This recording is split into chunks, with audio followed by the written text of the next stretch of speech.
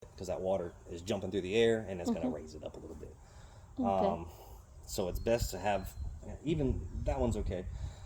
The only problem with this one is when you break the surface tension of the water, you have more evaporation. So if the water top is flat, you don't evaporate as much water. If this thing is bubbling it, then it'll evaporate a little bit more. You lose a little bit more water in evaporation, but Okay. not a huge deal. All right. So if we put the jets on, Yep, these then sprayers. the pH will change. So we have Yeah, to do it'll raise a something. little bit, just over time. I mean, it's not a lot, but Okay, it is not like I use it today and then no, yeah, immediately goes. no. Ah, If you okay, use right, it, right, if right. you just left them on all day for 24 hours, your pH would just keep Ah, rising. okay, okay. Every time you have to raise it up a little bit, but not. Those aren't really a huge deal. It's really like people that have waterfalls, and they just constantly have Oh, okay. their pH goes through the roof because they're always running water over air.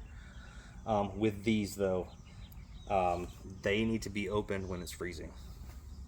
Oh, Otherwise, the water in those lines aren't moving, so they could freeze and break. So they just need to be, even if they're just dribbling like that, as long as they're moving just a little, but they don't have to be shooting in the air. They just need to okay, be just they need strip to it. yeah Ah, just open okay. it just a crack. That way that water over there can move too. Because if not, then that pipe over there has no moving water and it'll break. Okay. Oh, So right. yeah, if it's freezing, all the lines over there need to be open, Okay. just a little bit, because it's so hot. So.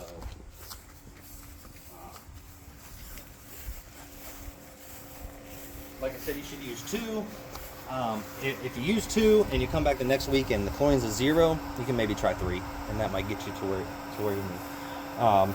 So we went over there, we tested the water, we added our acid and our shock, we went into this stuff. Well, usually we would do this first. We would stop it, take this top off. If it's really tight, like this, that's going to relieve the pressure. That should open up a little bit easier. We don't want we don't want to start spinning this thing. So there's a screw in here that stops it from spinning.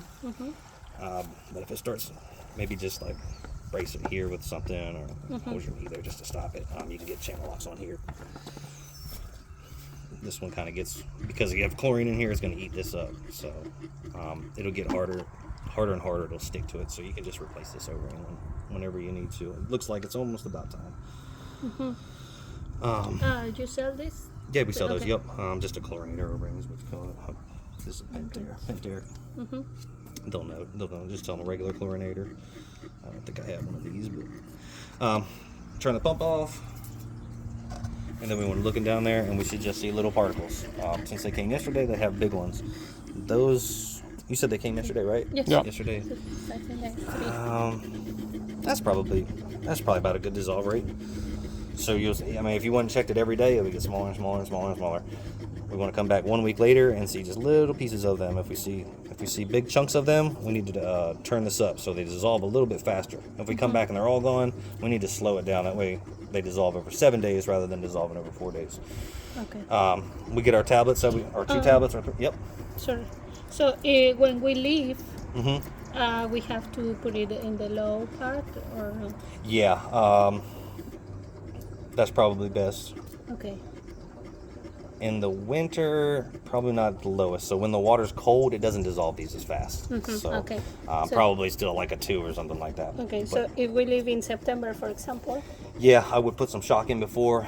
Whatever you do double that. Put that in there, and then probably fill that up and And put leave it it at in a 2 or 1. Yeah. Okay.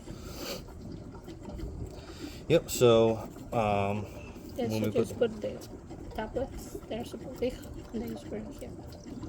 Okay. So we check them. Looks like they're dissolving good. We're gonna put our tablets in for the week. So we're gonna turn this pump on.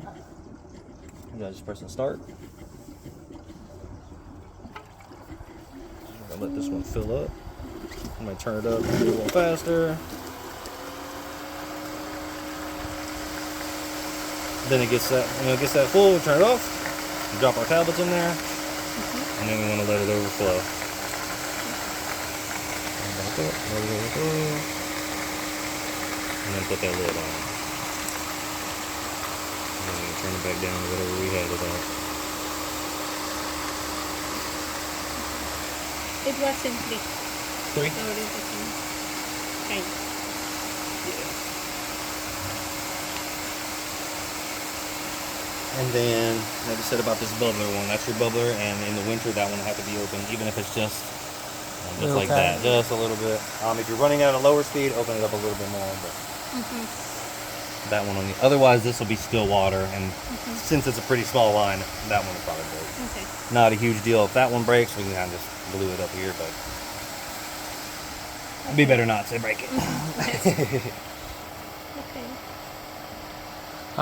What's it used for this faucet here? Well, you have a cartridge filter, so we don't do any backwashing.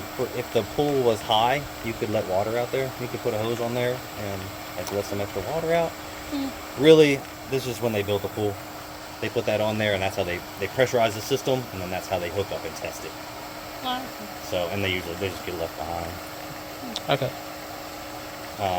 You could relieve air. So if the pump ever has trouble priming, you can open this up right here, and that'll let the air out and let it push the water a little bit easier through. And then once you're done, you can always open it and let any air out too. It'll usually work itself out, but this is pretty high and it has to get down to there. So sometimes air gets trapped in the top. Just crack that open. Okay.